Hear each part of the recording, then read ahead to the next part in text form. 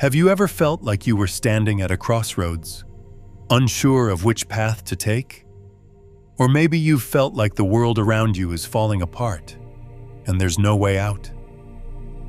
If you've been in a season of loss, uncertainty, or doubt, then the story we're about to explore is exactly what you need to hear right now. Ruth's story is not just any story. It's one of the most profound tales in the Bible, full of raw emotion, resilience, and the kind of faith that can move mountains. Set in a time when Israel was struggling with famine, where hope seemed lost and the people were turning away from God, Ruth's journey begins in the most unexpected of places, a foreign land, with nothing but pain and heartache to her name. Imagine a woman who had already lost her husband, her homeland, and everything she knew. Ruth was faced with an impossible choice: stay in her own country, or go to a foreign land where she had no rights, no security, and no one to turn to. It's easy to see how she could have stayed where it was safe. But Ruth chose to go, and what happens next is nothing short of miraculous. But why should you care about Ruth, someone who lived thousands of years ago?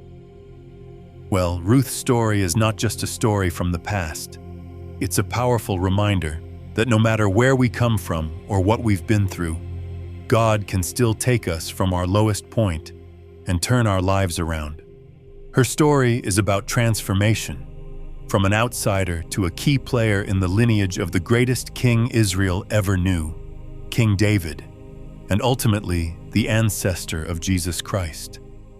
You might be thinking, how could a poor, foreign widow change the course of history? What can Ruth's story teach us about faith, about stepping out in courage, and about trusting God when all seems lost? Let me tell you, Ruth's story is about to show you just how far faith, loyalty, and love can take you. It's about seeing the hand of God in every step of your journey, even when you don't understand what He's doing. Ruth's faith wasn't just about believing in God.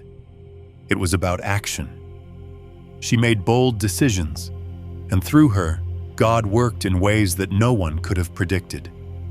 So, if you're ready to dive deep into a story of loss, redemption, and unexpected blessings, stick around.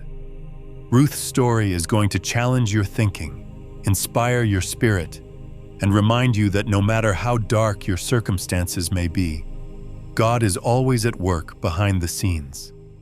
Get ready to be inspired by one woman's unwavering faith, and to see how, through her choices, God brought about something that changed the world forever. Are you ready to discover how a foreign widow became one of the most important women in the Bible? Stay with me, because this journey is just beginning, and I promise, it will leave you with a new perspective on your own life. Ruth Revealed, the complete story of the Bible's most important woman. Our story unfolds in the rugged hills and shadowed valleys of Moab, a land marked by both tension and ties with Israel. The people of Moab were descendants of Lot, Abraham's nephew, born from a complicated and controversial beginning recorded in Genesis. While they shared a distant bloodline with the Israelites, the two nations had long danced between uneasy alliances and bitter enmity. It is within this foreign and spiritually divided land that we are introduced to Ruth, a young Moabite woman whose quiet strength would one day echo across centuries. Though Scripture offers few glimpses into Ruth's early years, one can imagine her growing up steeped in the polytheistic customs of her culture.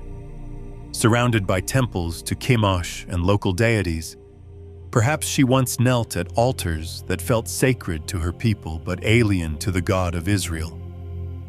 Yet could it be that even then, something stirred inside her? Was there a quiet whisper in her spirit, questioning whether there might be more, something deeper? something eternal. Meanwhile, far away in Bethlehem of Judah, a man named Elimelech makes a heart-wrenching decision. Famine has swept across the land, threatening his family's survival. In a desperate bid for life, he takes his wife Naomi and their 2 sons, Mahlon and Chilion, and journeys eastward to Moab. It was a move that few Israelites would have considered lightly, leaving the promised land for a nation that did not know their God. What kind of inner turmoil must Elimelech have wrestled with as he led his family into a place of foreign gods and uncertain welcome? Time passes, and against the backdrop of cultural difference, Ruth and Mahlon are wed. His brother Chilion marries another Moabite woman named Orpah. The Bible offers no detailed account of these unions, no mention of ceremonies or feasts, no dialogue of love. But imagine the tension in such marriages. What conversations must have taken place between Ruth and Mahlon? Did he speak of Yahweh, the one true God? Did his quiet devotion awaken something within her that her own traditions never could? One can only wonder what Ruth felt as she listened to the stories of Israel's deliverance from Egypt or the covenant of Abraham. Perhaps at first, those tales sounded like myths from a distant world. But as the days turned into years, they began to take root in her heart. Was this quiet curiosity the beginning of her transformation? But just as a new life seemed to blossom, sorrow came crashing down. Elimelech dies, leaving Naomi with a shattered heart in an unfamiliar land. Then tragedy deepens its grip. Both Mahlon and Chilion die as well. In a cruel twist of fate, the 3 women are left standing in the ruins of their former lives, bound not by joy, but by grief. Naomi, now a widow with no sons, must have looked upon Ruth and Orpah with pain in her eyes. What do you do when every pillar of your life collapses? When the men you love are gone? When the future feels stolen, and all you have left is a haunting silence? 3 widows remain, each carrying a different past and facing an uncertain future. And among them is Ruth, no longer just a Moabite woman, but someone whose destiny is quietly being rewritten by the hand of God. Could it be that what appeared to be an ending was actually a divine beginning in disguise? In the ancient world, few fates were more fragile than that of a widow. Stripped of social standing, provision, and often identity, a woman without a husband was left to navigate a world that offered her little protection. But imagine the weight of that grief compounded by the loneliness of being in a foreign land. That was Ruth's reality. Her heart had already been broken by the loss of her husband, but now she faced a deeper crisis, one that would demand more than endurance. It would require faith, sacrifice, and a choice that would shift the destiny of generations. Picture the scene. 3 widows, Naomi, Ruth, and Orpah, standing together in the quiet aftermath of death. The silence between them speaks louder than words, heavy with sorrow and uncertainty. In a time when a woman's security depended almost entirely on the protection of a man, her husband, father, or son, these 3 had no one. They stood on the edge of a world that would not easily make space for them. Naomi, burdened not only by loss, but by the emotional toll of exile, hears a whisper of hope from her homeland. The Lord, she learns, has remembered his people. The famine in Judah has lifted. Perhaps this news stirs a longing within her soul, a desire not just for physical provision, but for spiritual restoration. Could it be that God was calling her back to where it all began? With nothing left for her in Moab, Naomi prepares to return to Bethlehem. But in an act of remarkable humility and compassion, she turns to Ruth and Orpah and urges them to remain behind. She speaks blessings over them, saying with a trembling voice, "May the Lord deal kindly with you, as you have dealt with the dead, and with me." These words are not merely polite farewells. They are soaked in affection, gratitude, and a deep recognition of the bond they had formed. Isn't it striking how love had flourished between these women across cultural and religious lines? How did two Moabite daughters-in-law become so devoted to their Israelite mother-in-law? Was it Naomi's faith that drew them in, or the way she carried her grief with quiet dignity and grace? Orpah, after many tears, eventually bows to Naomi's wishes. She kisses her mother-in-law goodbye, turns back toward the familiar, and disappears into the land of Moab. Her choice, though deeply human, marks the end of her story in Scripture. But Ruth does something extraordinary. Instead of letting go, she tightens her grip. She clings to Naomi with a determination that burns like a fire in the darkness. When Naomi insists that she return, Ruth utters a declaration so bold, so sacred, that it echoes like a vow from heaven. "Do not urge me to leave you or to return from following you. For where you go, I will go. Where you lodge, I will lodge. Your people shall be my people, and your God my God. Where you die, I will die, and there I will be buried. May the Lord deal with me, be it ever so severely, if anything but death separates you and me." These words, found in Ruth 1:16-17, are far more than a statement of familial loyalty. They are a holy covenant, not only to Naomi, but to the God of Israel himself. Ruth is not merely pledging to accompany Naomi, she is severing ties with her past, laying down her heritage, her culture, and her former gods. She is stepping into a new identity, fully embracing the unknown in pursuit of something greater than herself. What would compel someone to make such a sacrifice? Could it be that Ruth had caught a glimpse of the living God through Naomi's quiet strength? Had the stories of Yahweh's faithfulness stirred something inside her heart that no Moabite idol ever could? By choosing to walk into the unfamiliar land of Judah, Ruth was also choosing to walk into rejection. As a Moabite, she would likely be met with suspicion, maybe even scorn. But her love for Naomi and her emerging faith in the God of Israel silenced every fear. Ruth's decision radiated courage, not because she had certainty, but because she had conviction. This moment marks a turning point, not only in Ruth's personal story, but in the larger story of redemption that stretches across the Bible. Her loyalty, her bravery, and her faith become a mirror for the kind of relationship God longs to have with his people. Ruth's unwavering devotion foreshadows the covenant God makes with his chosen ones, a promise to never leave nor forsake, to be bound together even unto death. And so we must ask, what are you willing to leave behind in order to follow the call of God? Would you, like Ruth, abandon the comfort of the known for the mystery of a divine journey? The road ahead for Ruth would not be easy, but in her bold choice, the foundation is laid for something miraculous, something no one could have foreseen.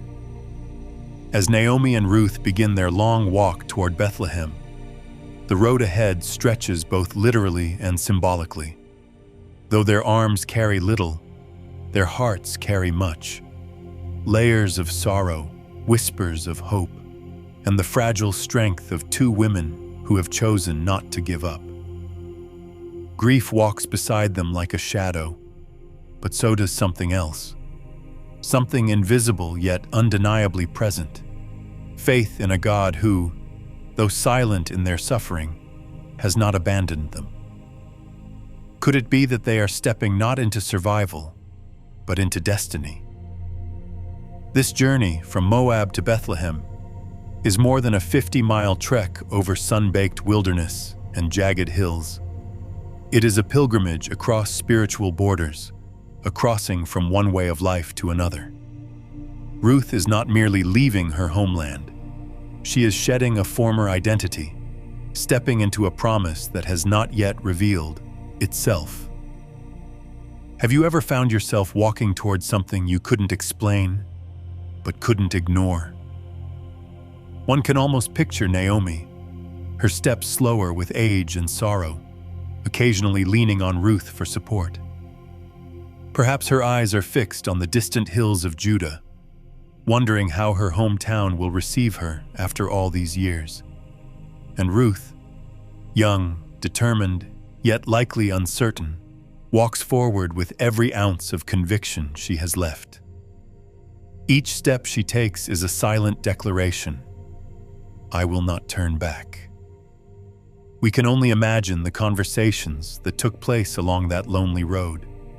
Did Naomi speak of Bethlehem's bustling markets, of past festivals, of stories she once told her sons? Did she recount the mighty works of the God of Israel, how he parted seas, fed his people with manna, and promised a land of milk and honey? And as Ruth listened, did she silently compare those stories to the fading chants of Moab's idols, realizing that the God she now served was not carved in stone, but alive and sovereign? The Bible gives us no detailed account of this journey, but the silence invites us to reflect. Two women, walking vulnerable and exposed, likely dependent on the mercy of strangers for a sip of water or a place to sleep. Every mile of dry earth beneath their feet bears witness to a faith that perseveres in the absence of certainty. Have you ever dared to move forward without a plan, only the promise of God's presence? As they near Bethlehem, the land begins to shift. The harsh terrain softens into fertile hills, whispering of provision. Naomi's heart might have stirred at the sight of familiar olive trees and distant rooftops. But with familiarity also comes fear. What will they say? Will she be welcomed or whispered about? For Ruth, the approaching town is not a return. It is an entrance into the unknown. New faces, new customs, new judgments. But still, she walks beside Naomi, unwavering. And then the town sees them. The scripture tells us that the whole town was stirred because of them. And the women exclaimed, "Can this be Naomi?" Ruth 1:19. Their shock speaks volumes. Naomi, once full of life and family, returns worn by time and tragedy, accompanied by a Moabite stranger. What stories must the townspeople have whispered as they watched them enter the gates? Naomi answers not with joy, but with lament. "Do not call me Naomi," she says. Naomi meaning pleasant. "Call me Mara," which means bitter. "Because the Almighty has made my life very bitter." Ruth chapter 1:20. Her words are raw and honest. She is not pretending. She acknowledges God, not with blame but with reverence. She left Bethlehem full, husband, sons, dreams, and has come back empty save for Ruth. But even in her bitterness, she speaks of God as El Shaddai, the Almighty. Isn't that astonishing? Even when her heart breaks, her faith does not disappear. And what of Ruth, standing beside her in this moment? How must it have felt to hear the whispers, to sense the eyes on her foreign face, to be known as the outsider clinging to a broken woman? Would you have had the courage to stay? Ruth's loyalty doesn't falter. She remains quiet, present, unshaken. Behind her silence is a strength that foreshadows something divine. The town may have judged her, but God had already chosen her. Their arrival in Bethlehem, seemingly humble and unnoticed by history, comes at a divine moment, at the beginning of the barley harvest. It's a detail the scripture includes with quiet intention. Ruth 22. Barley harvest was not just about food. It marked a season of new beginnings, of provision and opportunity. Was this God's subtle way of saying, "I see you, I have not forgotten"? Now, as Ruth and Naomi begin to settle into their new life, the questions multiply. How will they survive with no husbands, no income, no land? How will the people of Bethlehem receive a Moabite widow in their midst? And what role will this timing, the beginning of harvest, play in the next chapter of their lives?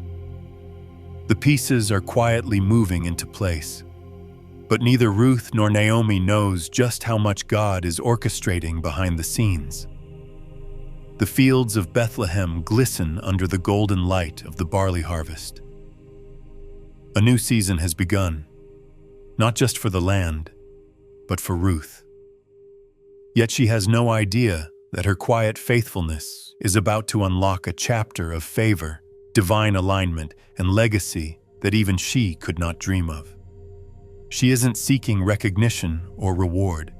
She's simply doing what must be done. But when the heart moves in humility and obedience, heaven always notices. Ruth rises early, determined to find a way to provide for Naomi and herself.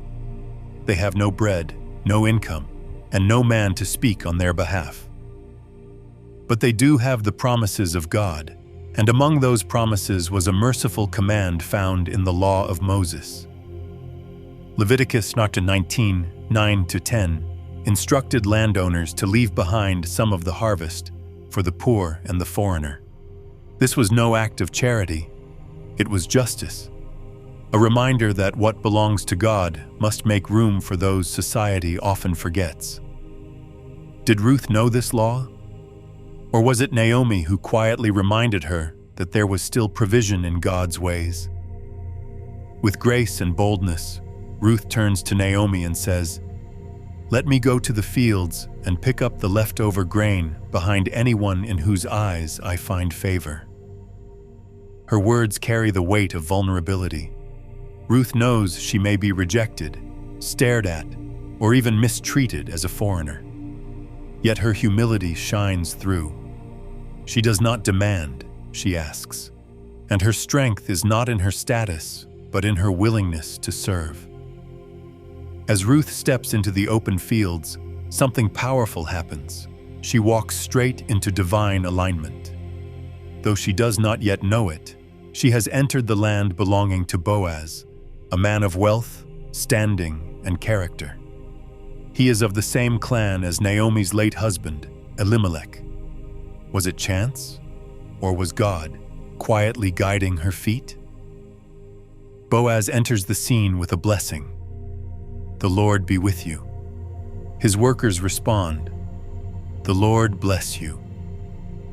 Even this small moment paints a picture of a man whose leadership is grounded in reverence.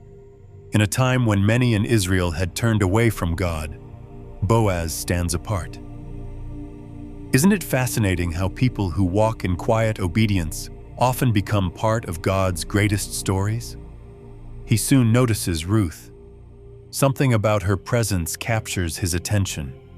Not beauty alone, but something deeper. He inquires about her, and the foreman's answer is filled with admiration. She is the Moabitess who came back from Moab with Naomi. She asked to glean and has been working from morning until now, barely resting. Imagine Boaz hearing this, not just her name, but her story.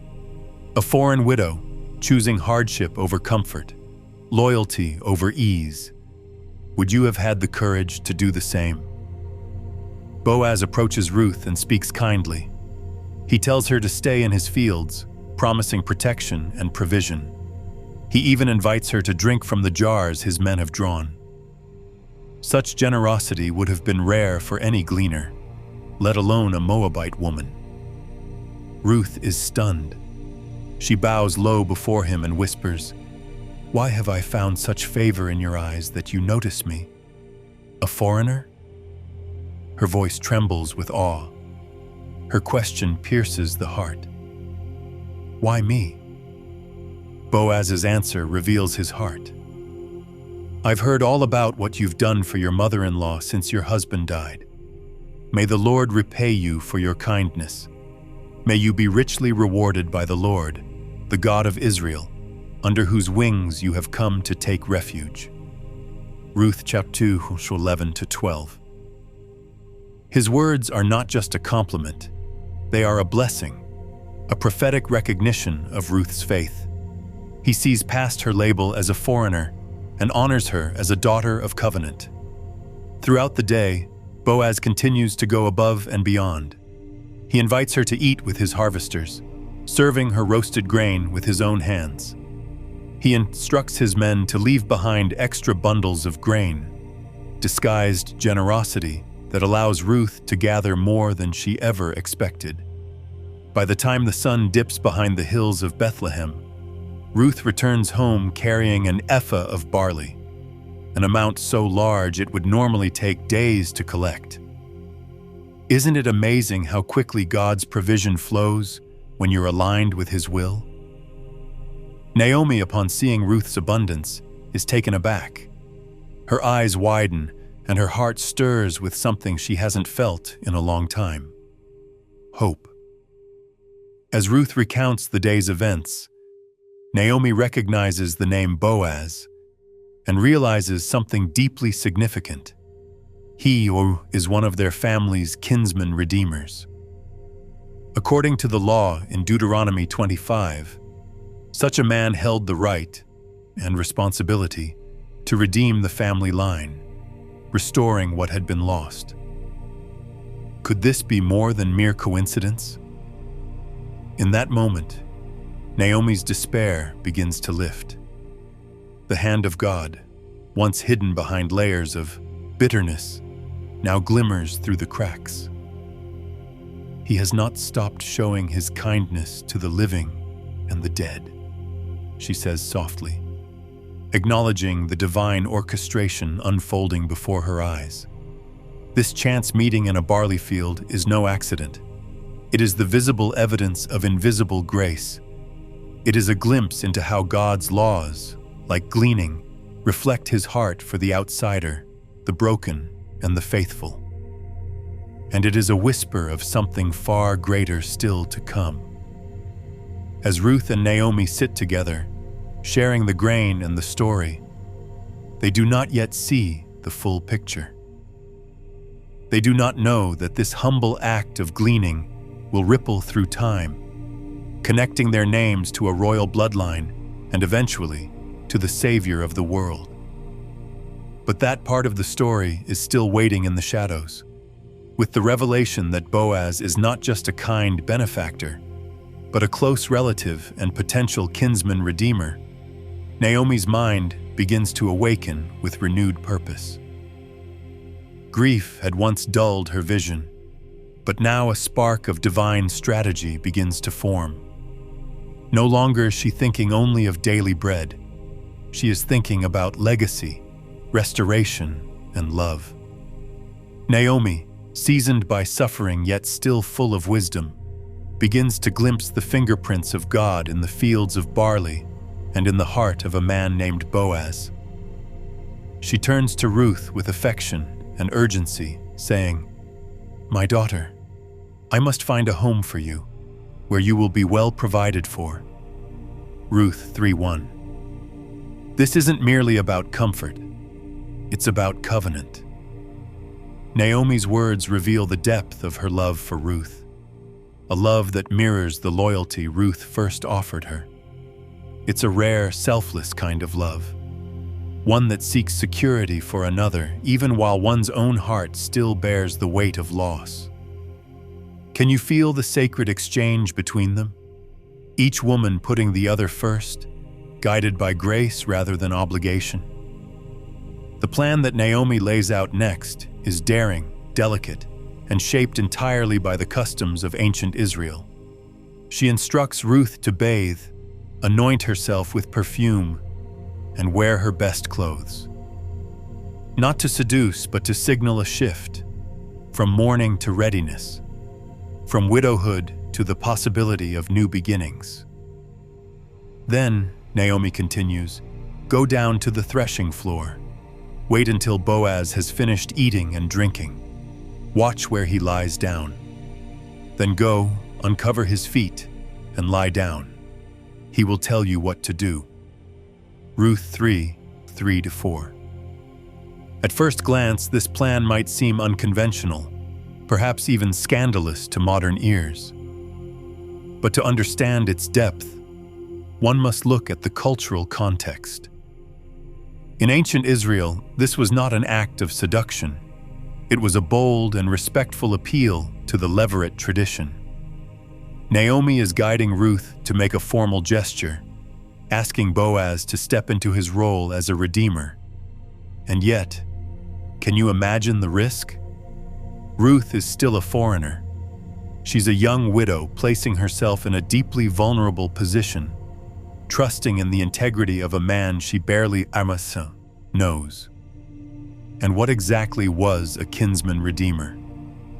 In the sacred law of Israel, laid out in passages like Leviticus 25 and Deuteronomy 25, a redeemer was a close male relative who had the legal right to restore what had been lost, to buy back land sold under economic distress, and to marry a widow in order to raise up offspring in the name of the deceased.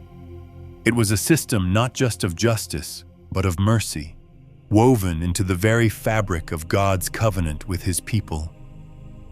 Doesn't it stir something in you to know that God had built redemption into the law itself?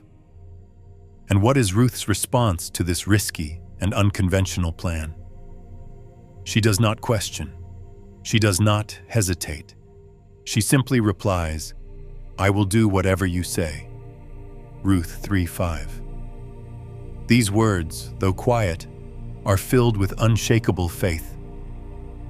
Once again, Ruth entrusts her life to Naomi's guidance, and ultimately, to the God of Israel.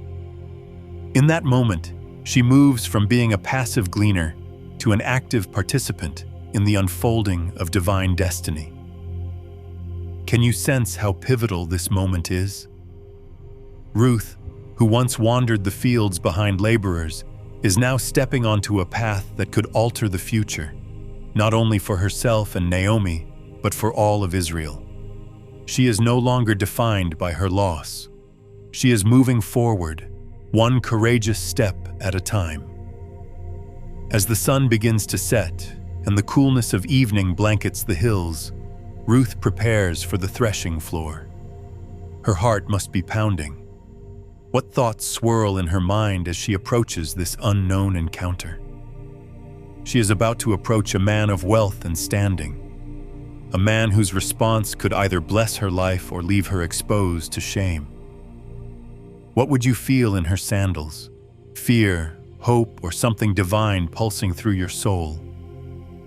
The threshing floor, where grain is separated from chaff, becomes the place where destinies will also be separated, between the past and what lies ahead. Ruth walks into the night not with certainty, but with trust. Naomi's plan, born in a time of need, becomes the setting for one of the most tender and mysterious encounters in the Bible. The air is still. The future hangs in silence. Will Boaz respond with honor and compassion? Will Ruth find not just protection, but belonging? And more importantly, how is God, unseen yet ever present, about to shape history through the humility of a Moabite woman and the integrity of an Israelite man? As Ruth walks through the night toward Boaz, she carries more than herself. She carries promise. She carries faith. And unknowingly, she carries a bloodline that will one day lead to a king and to the Savior of the world. But that part of the story must wait until the night has passed. The threshing floor, an open, dusty place where the harvest was separated from its chaff, now becomes the sacred stage for a quiet but monumental encounter. The scene is charged with tension, mystery, and divine anticipation. Ruth's future hangs in the balance, and the quiet footsteps she takes through the night are not merely steps toward a man, but steps into destiny. She doesn't yet know how Boaz will respond. All she knows is that Naomi's plan, unorthodox yet aligned with Israelite tradition, is the door through which her next chapter must pass. The night air is cool, scented with the remnants of roasted grain and the laughter of men satisfied by the celebration of harvest. The barley has been gathered, the work is done, and the mood is light-hearted. Boaz, surrounded by his workers and comforted by the fruits of a successful season, finally lies down at the far end of the grain heap to rest. Ruth watches silently from the shadows, her heart likely pounding with every breath. How would you feel knowing you were about to place your reputation, your future, and your very identity into the hands of someone you barely know, yet deeply respect? And then, with steady courage and a heart full of hope, she moves. Ruth approaches quietly, takes note of Boaz's resting place, uncovers his feet, and lies down. To modern readers, this gesture may feel puzzling, even provocative, but in ancient Israel, this was a deeply symbolic and respectful act. She is not compromising herself. She is making a legal and covenantal appeal, invoking the law of redemption and proposing marriage in the only way a widow like her could.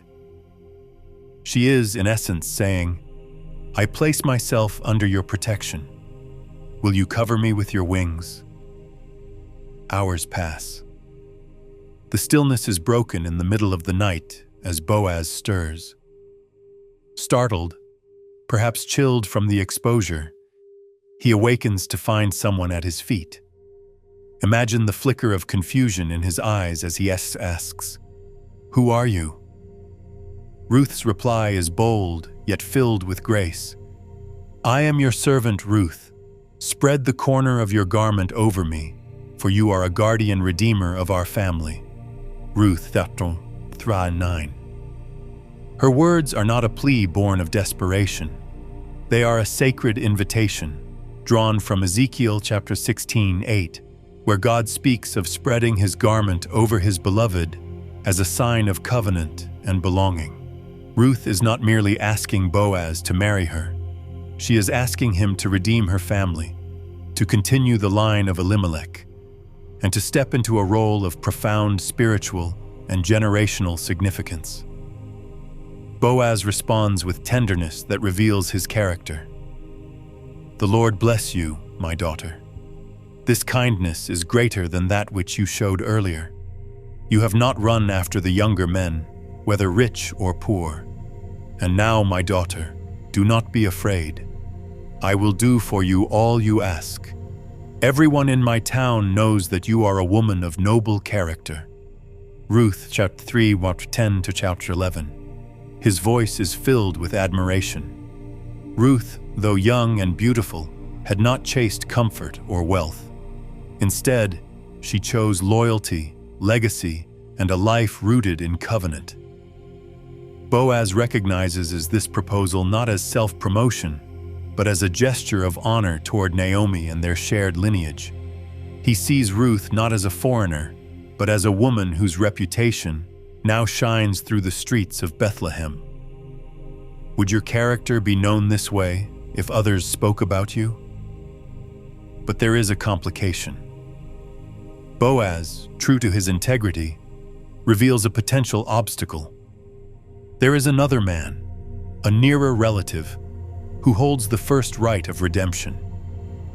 It would be easy for Boaz to ignore this detail, to act quickly before the other man claims his place. But Boaz doesn't take shortcuts. He honors the law, the process, and the God who governs both. "If he wants to redeem you, good," Boaz says, "but if not, as surely as the Lord lives, I will." He promises Ruth that the matter will not be left unsettled.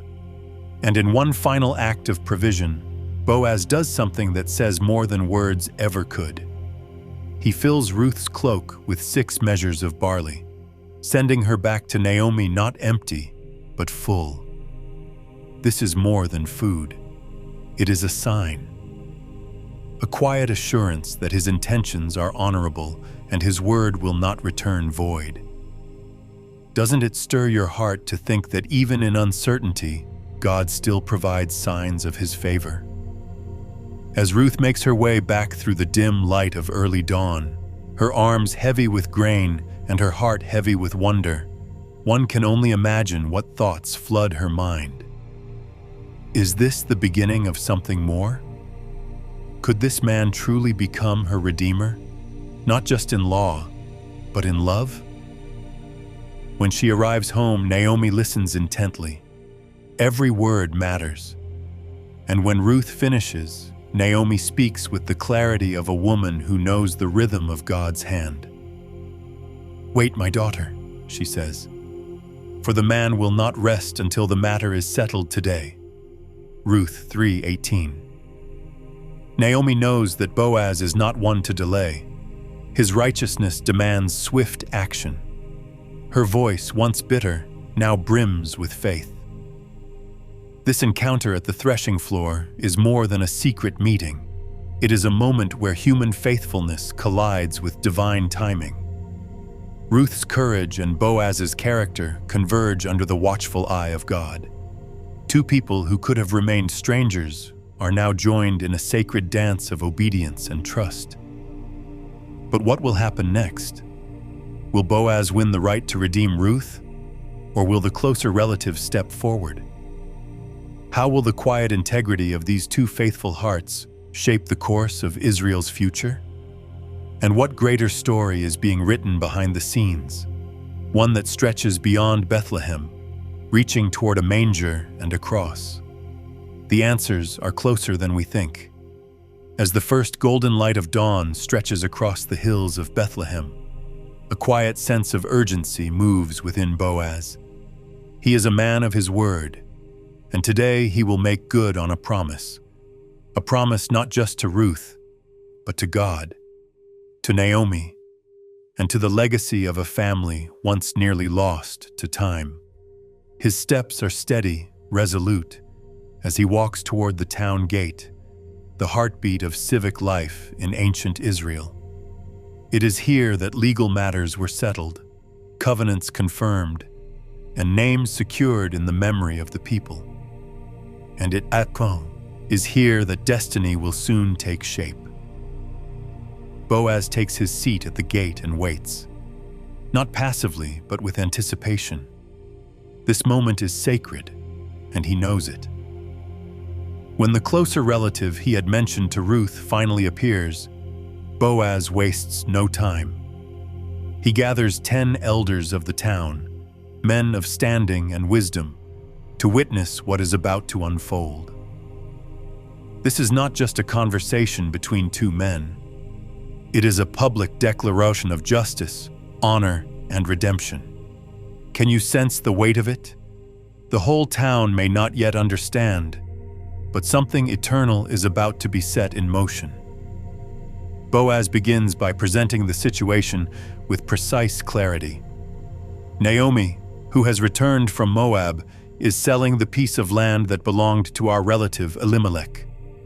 His tone is calm but firm, inviting the man to act. If you will redeem it, do so.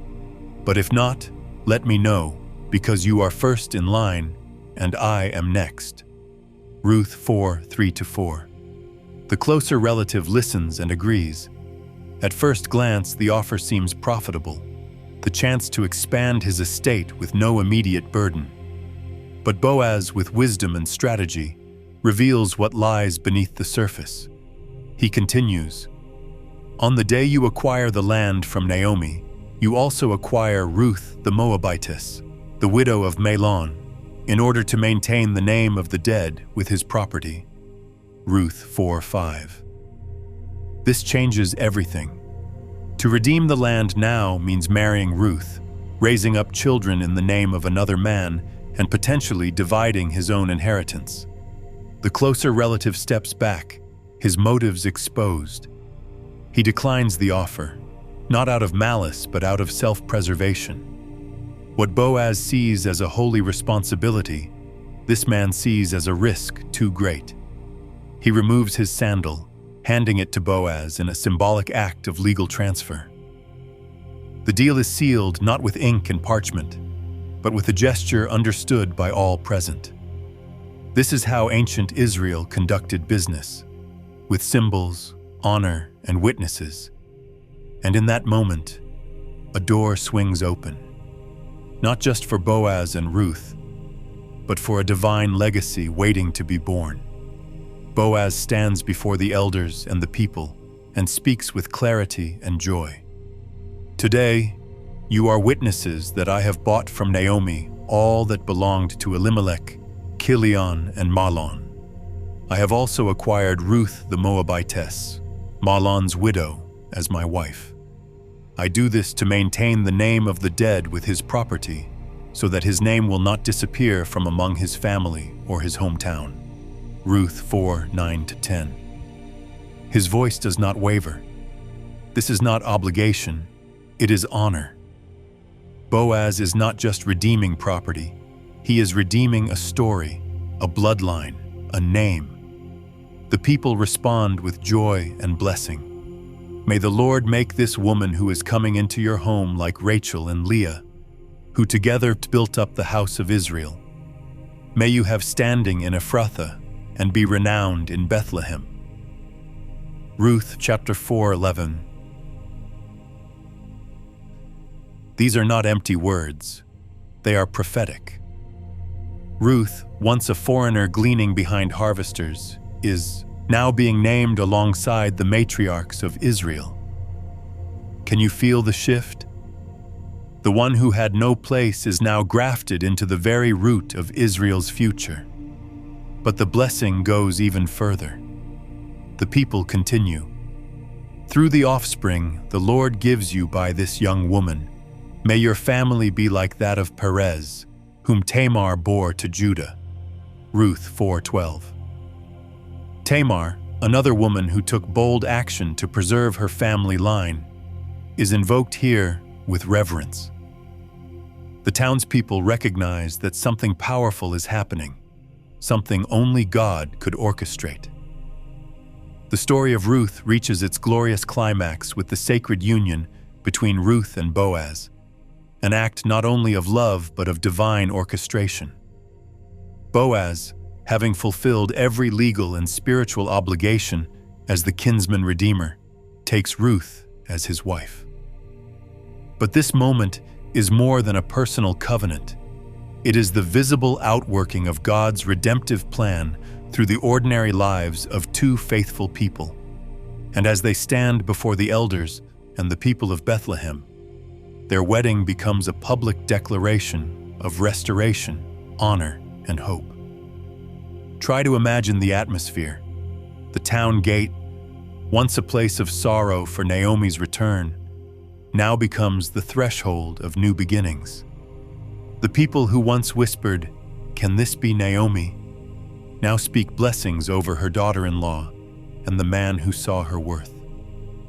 Joy fills the air as the community gathers, not just to witness a marriage, but to celebrate a miracle. Could they have known that history itself was being reshaped right before their eyes? The elders and townspeople raise their voices in blessing, echoing the lineage of Israel's foremothers. May the Lord make the woman who is coming into your home like Rachel and Leah, who together built up the house of Israel.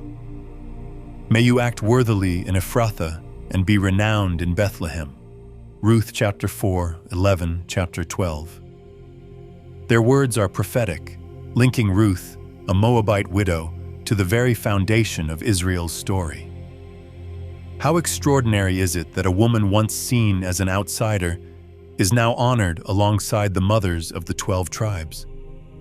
This blessing was more than tradition. It was a spiritual recognition of Ruth's faith and Boaz's righteousness. Ruth had walked a path marked by loss, humility, and unwavering loyalty. And now, she was being grafted into the covenant family of Israel, not as a stranger, but as a daughter, an emblem of God's inclusive grace. Isn't this the very heart of the gospel? That God sees beyond heritage, beyond labels, and writes eternal stories with the ink of obedience and faith? Their marriage becomes a foreshadowing of a greater love story. Just as Boaz redeemed Ruth, Christ would later redeem humanity, buying back what was lost, welcoming the outsider, and restoring what had been broken. Ruth didn't earn her place by bloodline, but by belief. Likewise, we are not saved by lineage, but by faith in the Redeemer who covers us with his covenant. Soon the Lord blesses Ruth and Boaz with a child. For Ruth, who once mourned the barrenness of widowhood, this moment is nothing short of miraculous. She, who once gleaned at the edge of another's field, now carries the promise of a future in her arms. And yet, even this child is not just a personal blessing. He becomes a beacon of restoration for Naomi. The women of Bethlehem, once witnesses of Naomi's sorrow, now surround her with celebration. They declare, "Blessed be the Lord, who has not left you this day without a redeemer. He shall be to you a restorer of life and a nourisher of your old age. For your daughter-in-law, who loves you and who is more to you than 7 sons, has given birth to him." Ruth 4:14-15. In a culture where sons were prized as symbols of strength and security, this declaration elevates Ruth's love above all expectations. Isn't that astonishing? The very woman once labeled foreigner is now praised as greater than 7 sons. They name the child Obed. A simple name, yet his impact would be anything but ordinary. Obed becomes the father of Jesse. Jesse becomes the father of David. And David becomes the ancestor of the Messiah. In one generation, Ruth's quiet faithfulness rewrites her legacy. In 3 generations, it alters the destiny of a nation. The book of Ruth closes not with an ending, but with a beginning. A barren woman becomes a mother. A bitter heart becomes joyful. A foreigner becomes a matriarch. And woven through it all is the invisible thread of God's providence, pulling together every detail until redemption shines through the sorrow. What began with a famine ends with a feast. What started in death ends in life. And from the ashes of loss, a royal lineage rises, one that would stretch all the way to a manger in Bethlehem, where another Redeemer would be born. When Matthew records the genealogy of Jesus in his Gospel, he includes Ruth's name, an honor shared by only a few women. This Moabite widow stands alongside Abraham, Isaac, and Jacob as a chosen part of God's eternal plan. What does this tell us about the heart of God? That he delights in using the unexpected, that no past is too foreign, no story too broken, and no person too unlikely to be used for his glory. Ruth's legacy reaches far beyond her lifetime. Her courage, her devotion, and her trust in God transformed not just her life, but the lives of all who would come after her.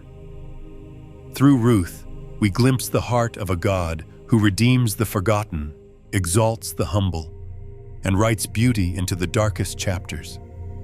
And just as the Apostle Paul would later proclaim in Galatians 3:28, "There is neither Jew nor Greek, slave nor free, male nor female, for you are all one in Christ Jesus." Ruth's story becomes a living testament to that eternal truth. Her journey reminds us that no matter our origin, our mistakes, or our sorrow, we are never beyond the reach of God's redemption. For those who choose to trust Him, He can, transform even the bleakest beginning into a glorious end. Though rooted in ancient soil, the story of Ruth blossoms with timeless wisdom, wisdom that speaks to us today just as powerfully as it did in the fields of Bethlehem. As we pause to reflect on her journey, we discover a rich well of spiritual truths, truths that not only illuminate her path, but light the way forward in our own walk with God. At the heart of Ruth's story is her unwavering loyalty, a rare jewel in any age. When she turned to Naomi and said, "Where you go, I will go, and where you stay, I will stay. Your people shall be my people, and your God my God."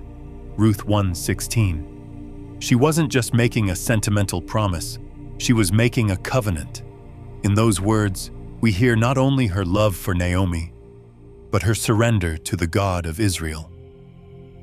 That kind of devotion invites us to examine our own commitments. How loyal are we, not just to the people in our lives, but to the calling of God?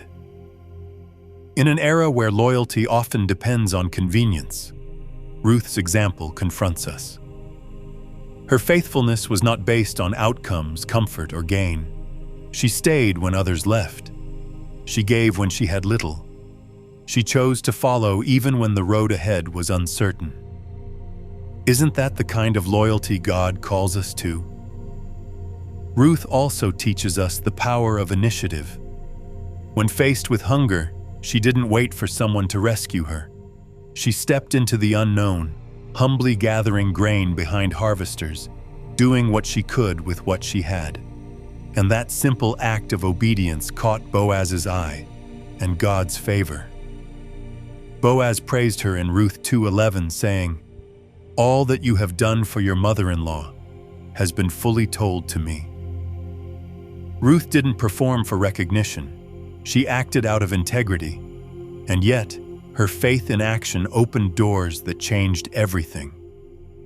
James 2:17 declares, "Faith without works is dead." Ruth lived this truth. Her belief in the God of Israel wasn't just spoken, it was demonstrated. Her story reminds us that faith is not passive. It is a walk, a labor, a willingness to trust God with the next small step. Are you willing to glean in the fields God places before you, trusting that obedience will lead to provision? But perhaps most beautiful of all is how Ruth's life displays the power of transformation through faith. She began her journey as a foreign widow, grieving, poor, and unknown. Yet because she chose to align herself with the God of Israel, she became the great-grandmother of King David, woven directly into the bloodline of the Messiah. Could Ruth have ever imagined that her daily faithfulness would ripple through eternity? That's the wonder of God. He takes those who feel forgotten, those on the margins, and folds them into his master plan. Through Ruth, we are reminded that our past does not define our future. Our surrender does. And then comes the theme of redemption, so central to Ruth's story and so essential to the heart of the gospel. When Boaz, the kinsman redeemer, took Ruth as his bride, he wasn't just restoring a family's future. He was giving us a picture of Christ. Just as Boaz covered Ruth with his garment, Christ covers us with grace. Just as Boaz paid the price to redeem what was lost, Jesus paid the ultimate price for our souls. As Ephesians 1:7 says, "In him we have redemption through his blood, according to the riches of his grace." The story of Ruth is not just her story, it is our story. It is the gospel in disguise. And yet, Ruth's story pushes us even further. It challenges us to confront the boundaries we sometimes build around God's grace. Ruth was a Moabitess, an outsider to the covenant, someone many Israelites would have looked down upon. And yet, God chose her. He honored her faith. He welcomed her into his family and gave her a name that echoes through eternity. What does that say about God's heart for the nations? Long before the Great Commission, long before Paul's letter to the Galatians declared, "There is neither Jew nor Greek, for you are all one in Christ Jesus," Galatians chapter 3:28. Ruth's story whispered that same truth. God's kingdom is not limited by race, nation, or lineage. It is open to every heart that chooses Him. Does that truth change how you see others? How you see yourself? Ruth's story is not just a beautiful love story. It is a call to walk in faith, to serve with humility, to love with courage, and to believe that even the smallest acts of obedience can become part of something eternal. So as you carry her story with you, remember, God still writes Ruth stories today. And who knows, yours may be next. As we come to the close of Ruth's extraordinary journey, it becomes clear that her story, though nestled in just 4 brief chapters, holds a significance far beyond its length. In fact, Ruth's life is a masterstroke in the grand canvas of Scripture, subtle in its simplicity, yet profound in its theological depth. Her tale is not just a touching love story or a tale of survival. It is a divine blueprint revealing how God works through ordinary people, obscure places, and unexpected moments to shape eternity. Set in one of Israel's darkest times, the chaotic era of the Judges, Ruth's faithfulness shines like a lone star in a sky of moral confusion. In a generation repeatedly described by the haunting phrase, "In those days Israel had no king, everyone did what was right in their own eyes," Judges 21:25. Ruth steps onto the stage as a foreigner, a widow, and a woman without status. And yet, through her unwavering devotion to Naomi and her courageous embrace of the God of Israel, she becomes a beacon of hope and a foreshadowing of the coming Redeemer. Her story offers a striking contrast to the spiritual decay of her time. While the nation wandered in rebellion, Ruth chose covenant. While others lived by impulse, Ruth walked by faith. What does it say to us today that in a time of spiritual drought, God chose a Moabite woman to be the vessel of new beginnings? Could it be that even now, God is still looking for Ruths, those who will cling to Him even when the road is uncertain? Ruth's name, remarkably, is one of only 5 women included in the genealogy of Jesus in Matthew chapter 1.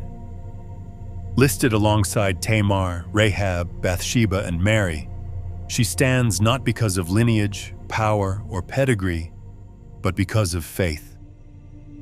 Her inclusion is no historical accident. It is a divine declaration that God's grace knows no borders. It reaches across race, reputation, and religious background. From Moab to Bethlehem, from outsider to ancestor of the Messiah, Ruth's story makes it unmistakably clear. No one is too far to be included in the family of God. Her legacy is not just personal, it's national, even eternal. Ruth's great-grandson would become David, the shepherd king, the man after God's own heart. Through David would come the eternal throne, and through that throne, the birth of Jesus Christ. Ruth, then, is not only part of the bridge between the age of the Judges and the monarchy of Israel, she is a living thread in the fabric of God's covenant promises stretching from Abraham to the cross. And in Boaz, the kinsman redeemer, we find a powerful reflection of Christ Himself. Boaz was not obligated to redeem Ruth. He was not the nearest relative, but he chose to. Out of love, he stepped in. Out of honor, he paid the price. So too did Jesus step into our brokenness, not because he had to, but because he wanted to. As Ephesians 1:7 reminds us, in him we have redemption through his blood, the forgiveness of sins according to the riches of his grace.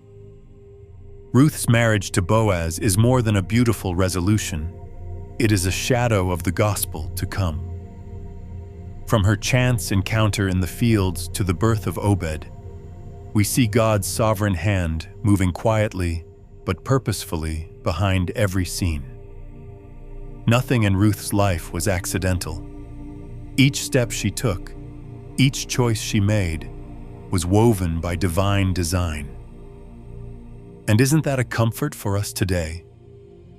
Even in moments when life feels random or painful, even when we cannot see what God is doing, Ruth's story assures us that He is always working, always redeeming, always writing something greater than we can comprehend.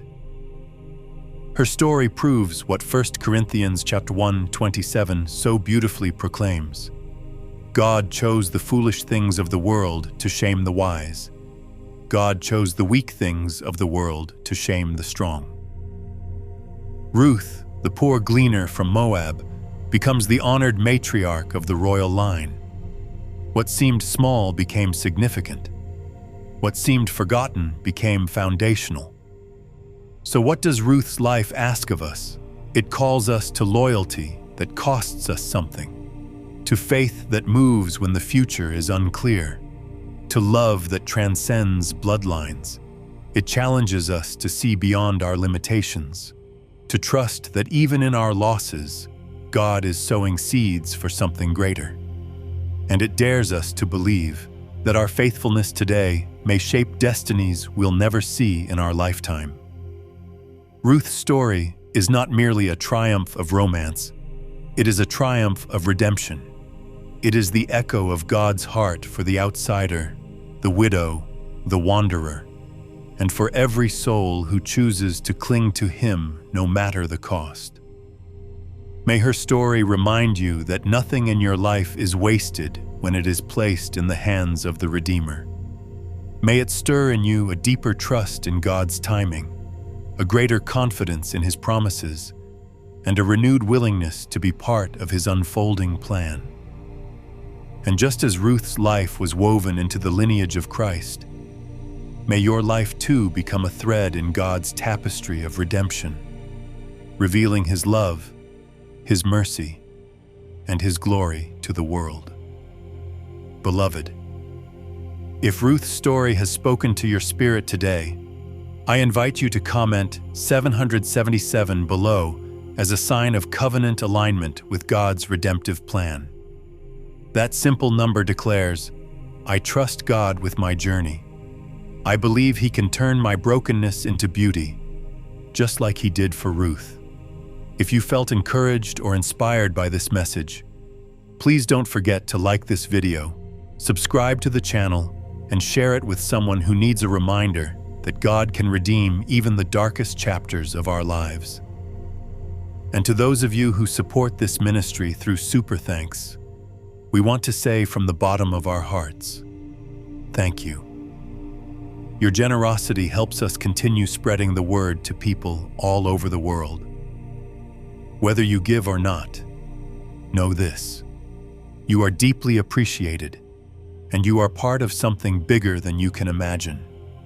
May Ruth's legacy remind you that your story is not over.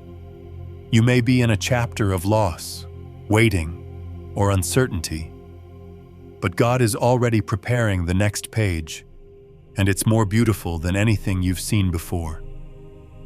May the Lord bless you and keep you. May He cause His face to shine upon you and give you peace, purpose, and strength as you walk into your divine destiny. I'll see you in the next message. Until then, stay faithful, stay expectant, and stay blessed.